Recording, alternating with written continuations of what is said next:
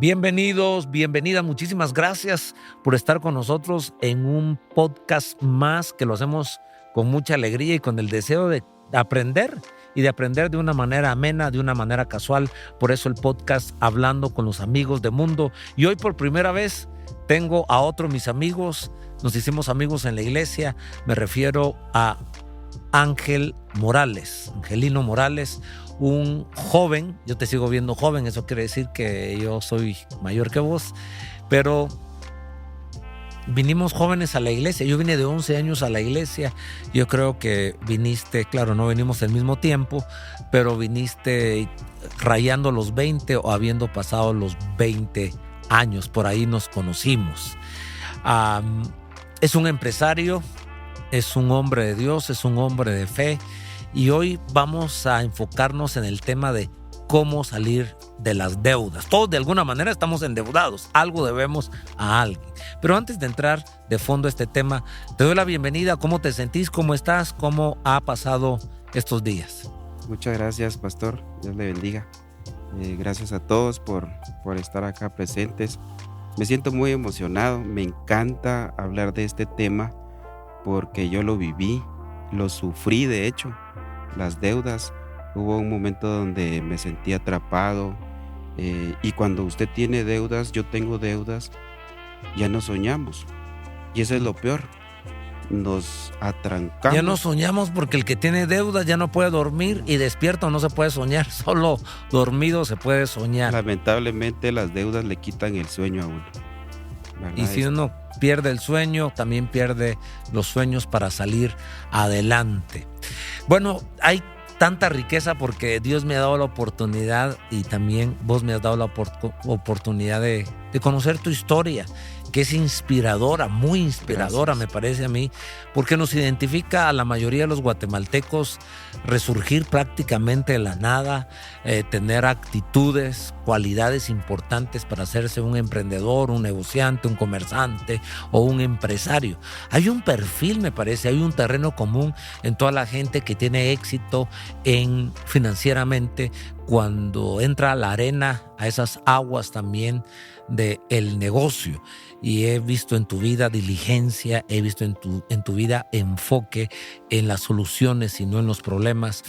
Pero como también gentilmente me has contado esa experiencia de cómo saliste de las deudas, me gustaría que habláramos cómo te metiste a las deudas. Pero no necesariamente para hablar ese camino escabroso, sino un joven que viene en Guatemala y se hace un emprendedor. La industria, el negocio donde estás es una funeraria. Sí, claro. Pero hablemos de tus primeros pasos en cómo te abriste campo aquí en la ciudad de Guatemala. Entiendo que venís de uno de los departamentos bellos, el departamento de Huehuetenango, un gran departamento, y venís a Guatemala. ¿Y cómo son esos tus días en Guatemala? ¿Con qué ilusión viniste a la capital? ¿Qué era lo que tenías en mente? Muy bien, gracias. Sí, de hecho es un hermoso departamento Huehuetenango. Estamos por la frontera. Y sí, cuando me vine de Huehuetenango, recuerdo que un amigo con que estudiamos juntos decide venir a estudiar aquí a Guatemala. Uh-huh. Y la mamá lo trae. Y yo le digo, mira, me llevan. ¿Cómo así? Me dice, sí, me llevan. Yo quiero ir, ¿pero a qué vas a ir? También a estudiar. Pues, ¿y a dónde?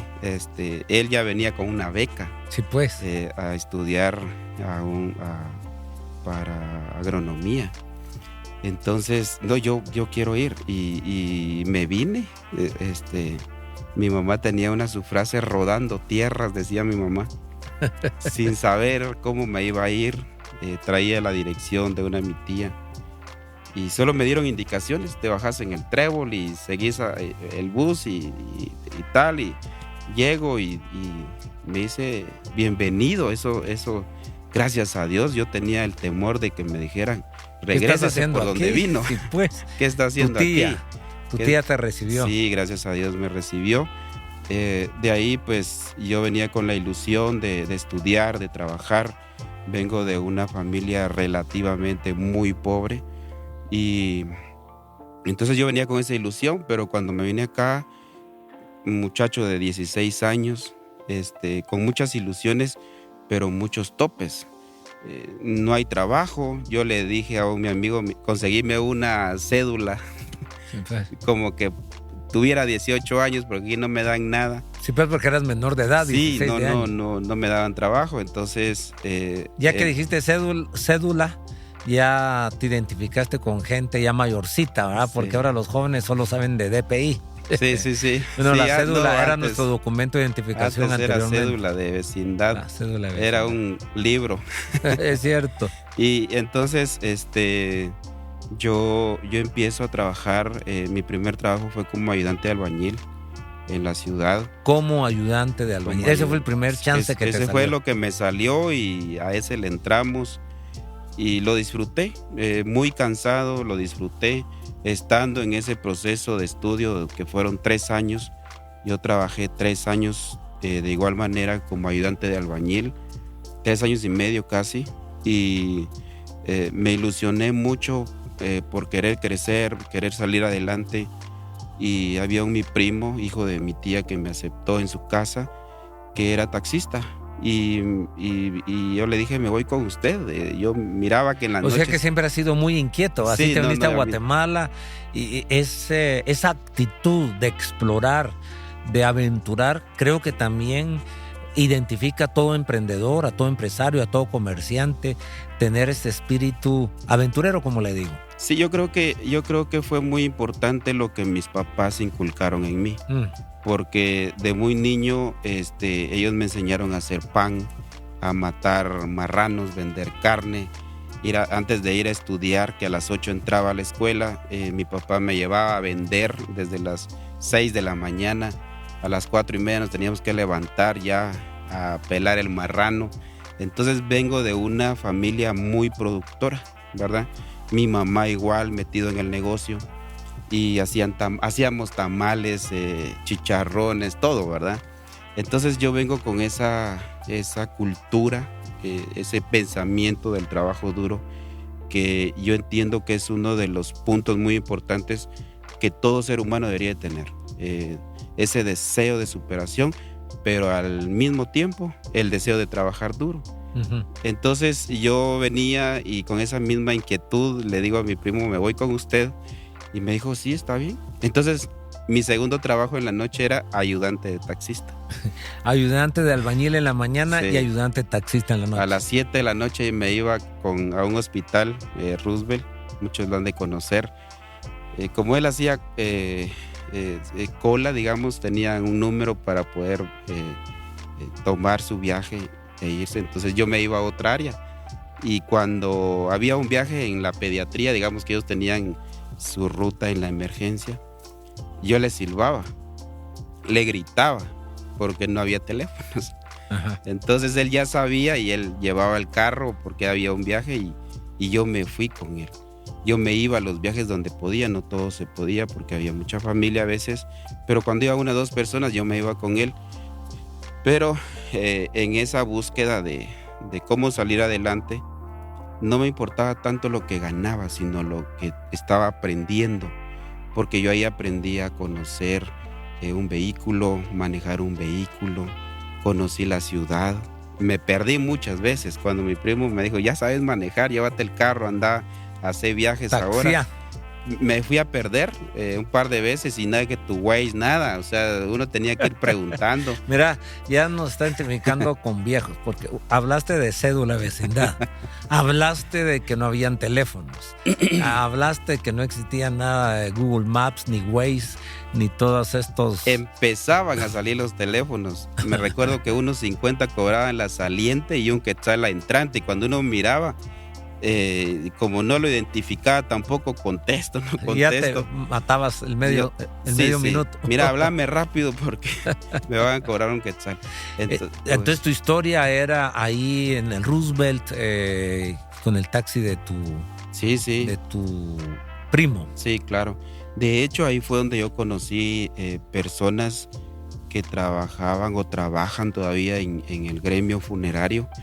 Y no sé qué vio un amigo en mí y me dijo, mira, yo te recomendé en aquella empresa y dale. ¿Y de qué? Le dije, de vendedor yo. Sí, dale de vendedor.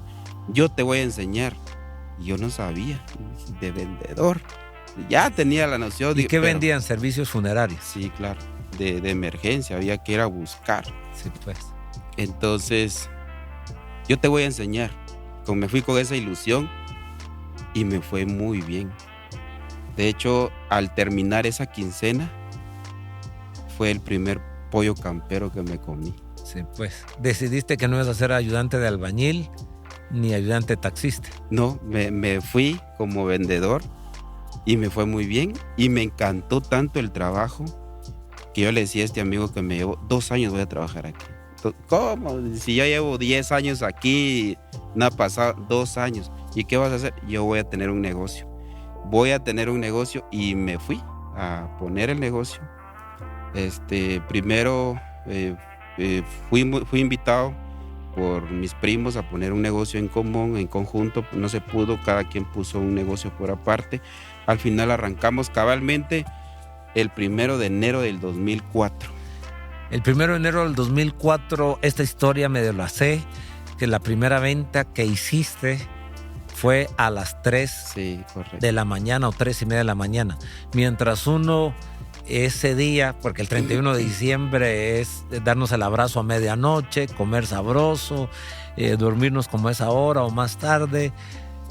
Vos estabas trabajando, estabas viendo cómo generabas ingresos, y yo pienso que eso es parte de esas cualidades comunes que tienen los emprendedores, de caminar la milla extra, de salir de la zona de confort, porque siempre que vamos a iniciar algo, siempre que vamos a emprender algo, lo hablábamos en el podcast anterior con Luis Pacheco, que también es un amigo tuyo, y decíamos el trabajar inteligente, pero trabajar duro, tener esa ética de trabajo. Pues me asombra que el 1 de enero del año 2004 estabas haciendo tu primera venta. Sí, algo que no me puedo arrepentir, fue un trabajo muy duro. Yo seguramente estaba comiendo un mitamal mientras vos estás ahí desvelándote, trabajando y de duro. hecho mientras unos duermen, el que quiere salir adelante tiene que ver las oportunidades, ¿verdad? Es muy importante ver las oportunidades y no desaprovecharlas. Yo trabajo mucho con un pensamiento. Yo no quiero llegar a 50 años y decirme si lo hubiera intentado, ¿qué hubiera pasado? Prefiero decirme lo probé, no se pudo y lo pruebo de otra forma. Entonces, a ver, porque sé que hay mucha riqueza, sos un empresario ahora, nos has contado tu historia prácticamente de la nada, te viniste de Huehuetenango a la capital a tocar la puerta de una tutía y ya nos has contado tu linda historia. Como yo la conozco, quise provocarla porque sé que anima a todos los que nos están viendo y oyendo, algunos en plataformas solo auditivas, otros en video.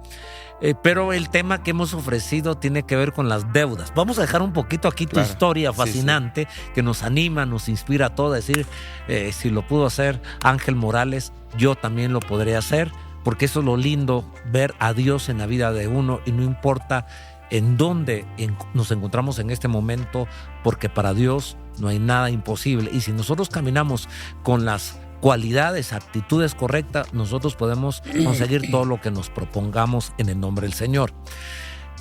Pero a pesar de estos buenos hábitos que tenías, del trabajo, del esfuerzo, de lo inquieto, de lo aventurero, del riesgo, de la capacidad de caer bien, de tener inteligencia emocional para conectar con el cliente, tuviste una dificultad como la tenemos la mayoría de nosotros.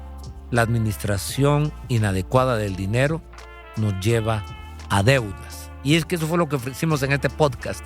¿Cómo podemos nosotros salir de las deudas? ¿Qué dice la Biblia de las deudas? Sé que sos un creyente, sé que amas a Dios, sé que amas la Biblia, tenés liderazgo cristiano también. Entonces también estás enraizado en las escrituras. ¿Cómo mirás que Dios trata el tema de las deudas? ¿Qué dice la Biblia sobre las deudas? Muy bien, quiero leer algo acá en Romanos 13:8. Romanos 13:8. Sí, nos dice no tengan deudas pendientes con nadie. Ujú. Esa es una. La otra versión dice no deban nada a nadie. O sea, más claro, No canta el gallo. no canta el gallo.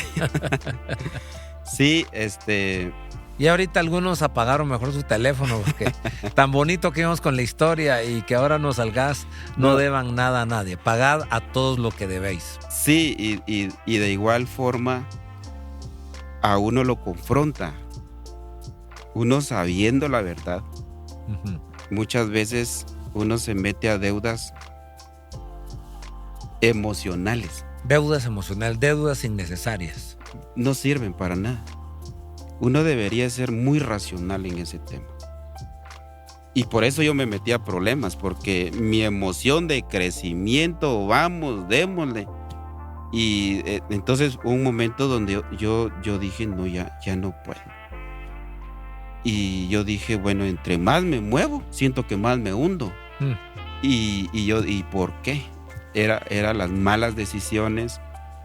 Yo ya estaba formando un pequeño monstruo, que ese pequeño monstruo quería comer más todos los días y yo no tenía para darle comer, digamos, a una estructura en el negocio. Entonces me di cuenta y yo digo, no, yo no puedo seguir así. Yo vivía siempre frustrado. En una ocasión me empecé a marear.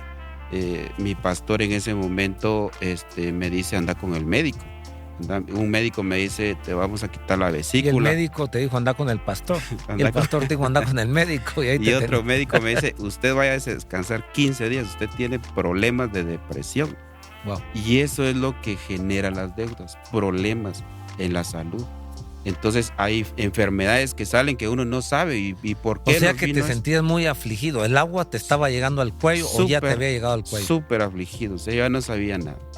En mi desesperación, en nuestra desesperación, cuando uno se mira ya hundido y dice, no, ¿dónde consigo dinero? Y lo primero que quiero otro préstamo, ¿verdad? Y eso fue lo que yo hice, por eso se lo comparto, porque me voy a un banco del sistema y le digo, mire, quiero un préstamo. Es que usted no tiene crédito. Le voy a conseguir uno, pero el interés es más caro. ¿Y cuánto? El 30% me cobró ese ¡Wow! banco.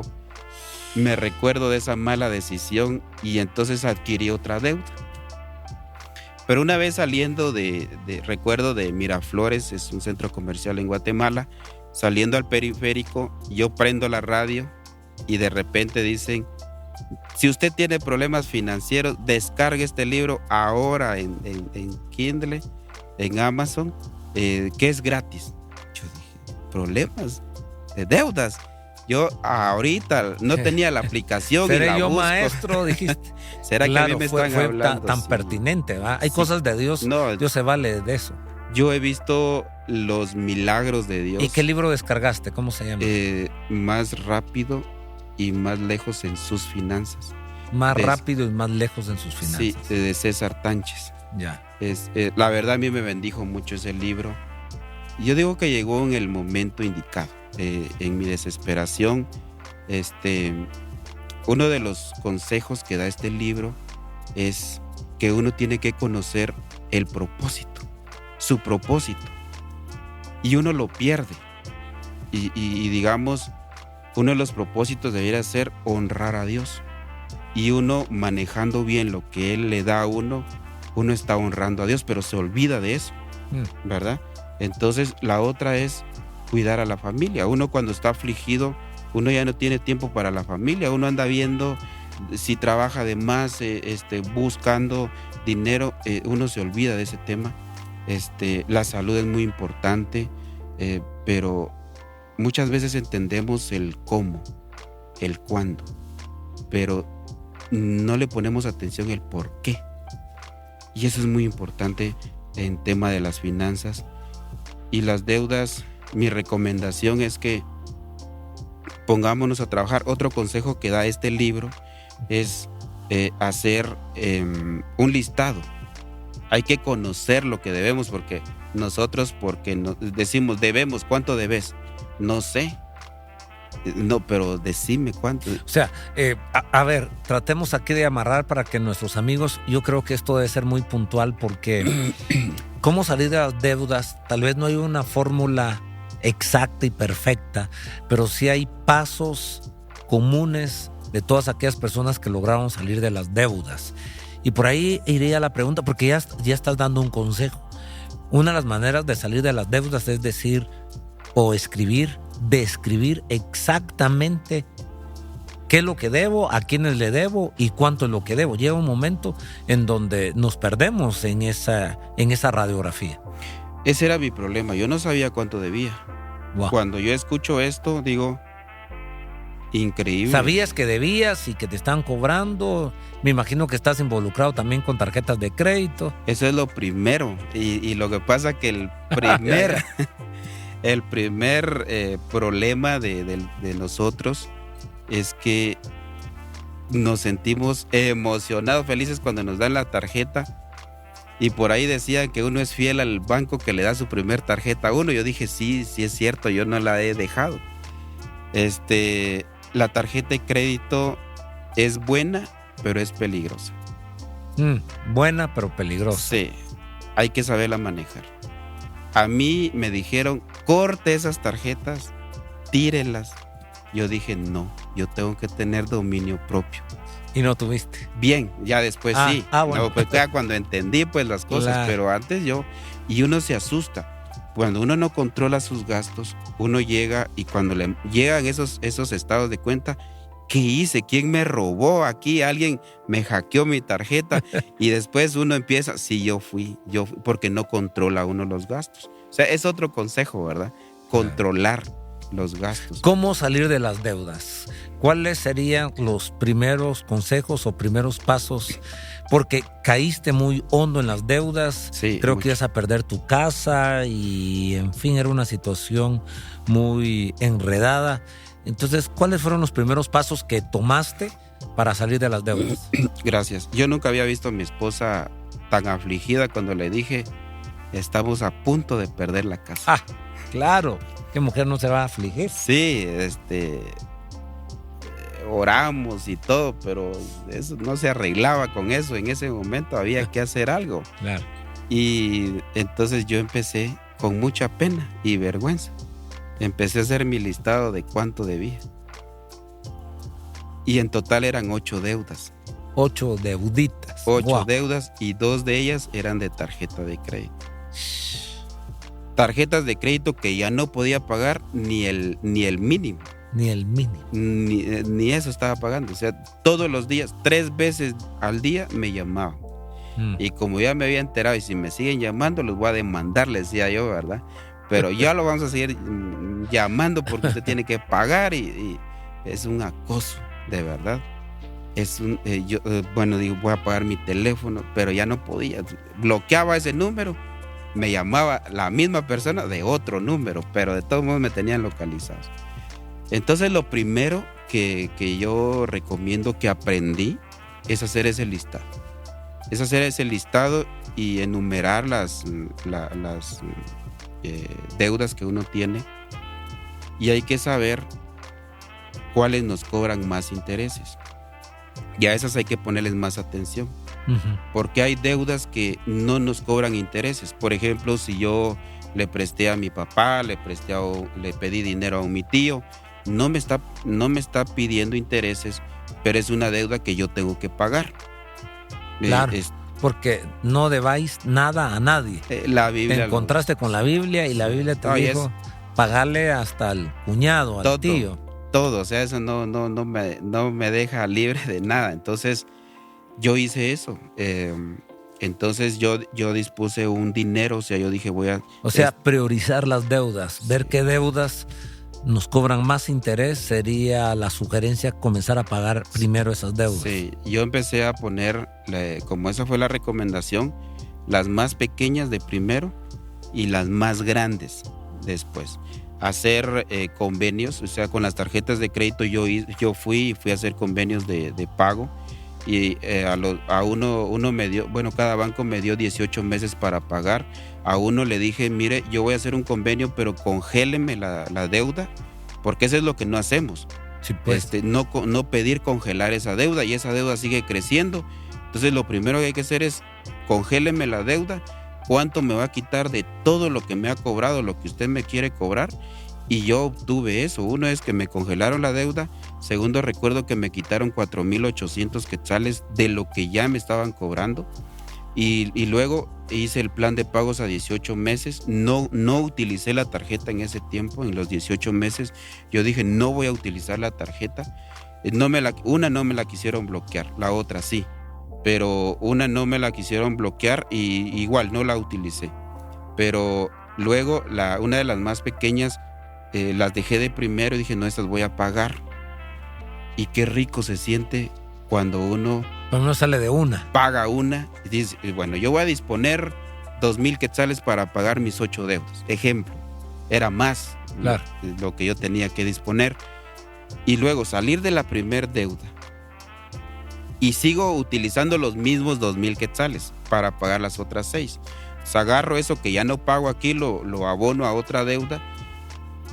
En el año 2016, noviembre del 2016, yo terminé de pagar mi 8ª deuda. Tu 8ª deuda. Sí. Bien, este tema es muy interesante y yo quiero hacer un corte aquí y animarte, invitarte para que estés con nosotros la próxima semana y sigamos con este tema, pasos concretos para cómo salir de las deudas. ¿Quién no está endeudado? Se dice que hay buenas deudas, que hay malas deudas. Los jóvenes se endeudan por casarse. Sí. Y lo que decimos, las deudas emocionales o sí, las deudas, uno está tan contento y dice, vamos, invito a todo el mundo, y luego sufrimos esto. Yo me doy cuenta que cuando va a llegar a fin de año, las personas pensamos que la vida se va a terminar el 24 de diciembre o el 31 de diciembre. Entonces usamos todo nuestro dinero para comprar ropa, para arreglar ropa, para comprar comida, para arreglar comida, y no nos detenemos a pensar que en enero vamos a estar vivos, si Dios así lo quiere, y la vida va a continuar, y pensamos que actuamos como si el 31 de diciembre fuese a terminar el mundo, y no es así. Gracias. Y las deudas pasan al otro año de todos modos. Y con mayor interés. Sí. Vamos a hacer aquí esta pausa y para que la próxima semana sigamos con la segunda parte de cómo salir de las deudas, parte 2. Gracias por estar con nosotros. A sus órdenes. Gracias por estar acá con nosotros. Muchas gracias.